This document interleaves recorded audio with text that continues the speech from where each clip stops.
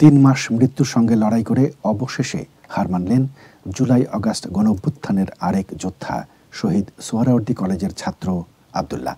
কেন্দ্রীয় শহীদ মিনারে তার জানাজা অনুষ্ঠিত হয়। অংশগ্রহণ করেন বৈষম্যবিরোধী ছাত্র আন্দোলনের সমন্বয়ক, পরিবার ও সহপাঠীরা। রাজধানীর সম্মিলিত সামরিক হাসপাতালে বৃহস্পতিবার চিকিৎসাধীন অবস্থায় মৃত্যুবরণ করেন তিনি।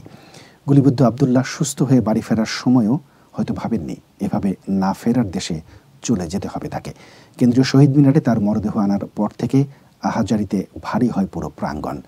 শেষ যাত্রায় কাঁদিয়ে গেল পরিবার, সহপাঠী থেকে শুরু করে আপনজনদের। নিহত আব্দুল্লাহর বাড়ি যশোরের বেনাপোলে। আন্দোলনের শুরু থেকেই সক্রিয়ভাবে যুক্ত ছিলেন তিনি।